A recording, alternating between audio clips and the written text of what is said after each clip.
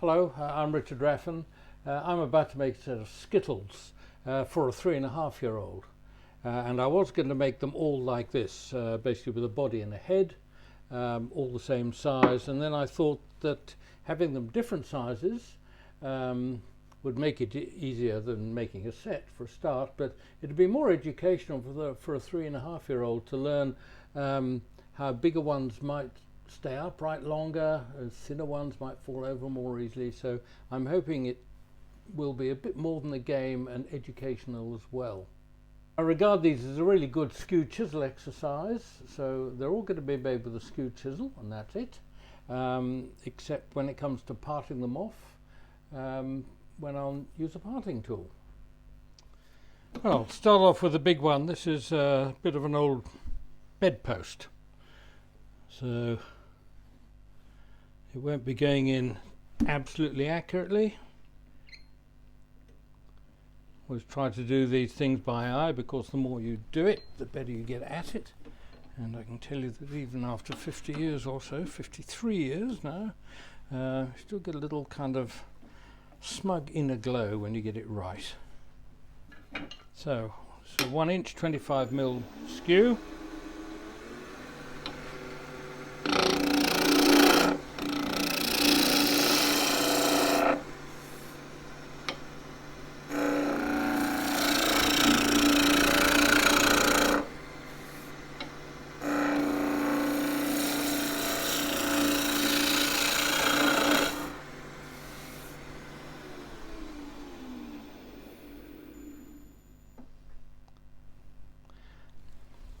So just to run through that more slowly, tool goes on the rest, the bevel shoulder here goes on the wood.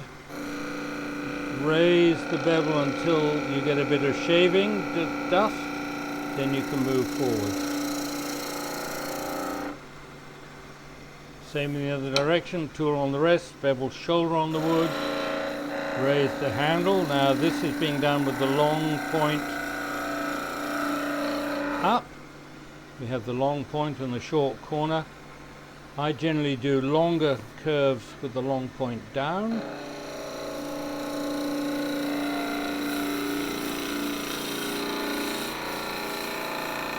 And that is because any pressure I put into the cut goes parallel to the lathe axis rather than against it.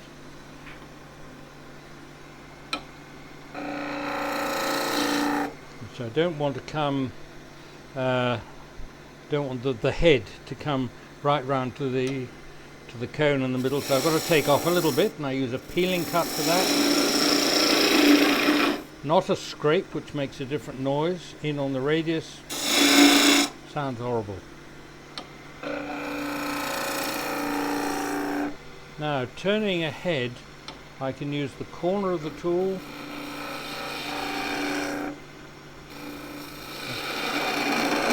Bring that around the corner. The only bit which is touching the wood is the bevel side here.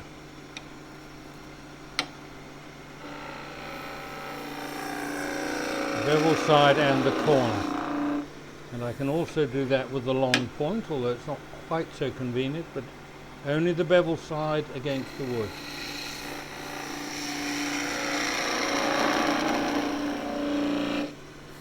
And that should give you a nice clean cut.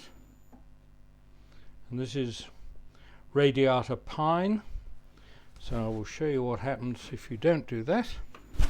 I'll put the rest down, and I'm just going to use this as a scraper.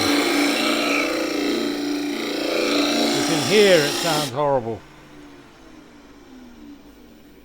And it won't look that nice either. So the rest comes up, it's about centre height.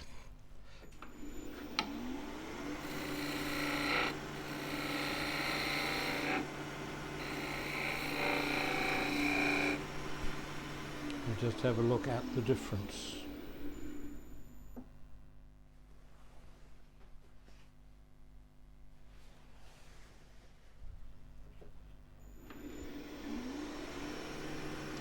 Now, I generally like to come round using the short corner to start with. You can go all the way around, but When I'm about there, I generally turn the tool over so my hands hardly change position, and I go on with the long point. If I use the short corner, I can't really see what's happening, whereas with the long point I can. Now, coming in here somewhere, on the head.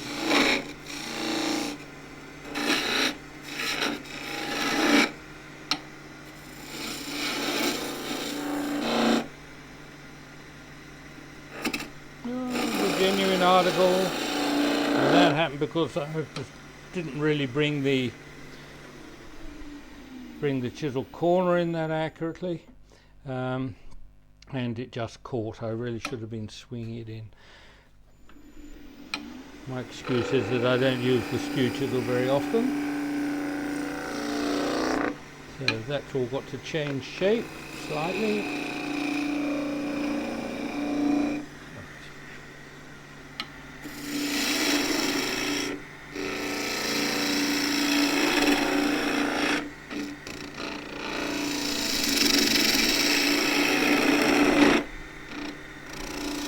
Just give this body a little bit of shape and a bit of a neck.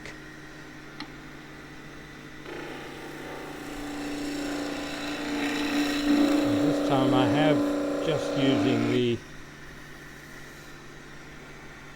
tool with the long point out because I seem to be going well enough in there, and I'm just going to kind of tweak that neck around so that's, I want a slight curve in there. I'm doing that just by rolling the tool slightly. Now I'm going to just give it a little bit of shape at the bottom so this will fall over more easily. This is not going to be sanded, just straight off the tool. Undercutting a little bit.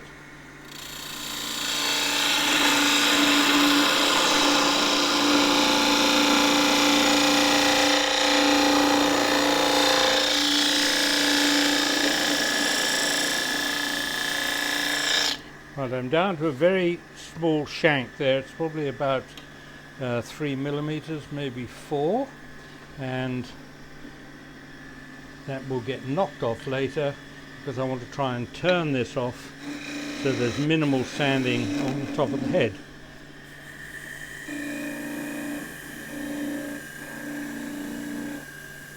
Well, when you've never done this, it's very nerve-wracking, but when you cut through, the piece will just come off in your hand and you carry it away, and that's it. And this will break off very easily. And the little bit in here, I don't know if you can see this or not, that also gets broken off.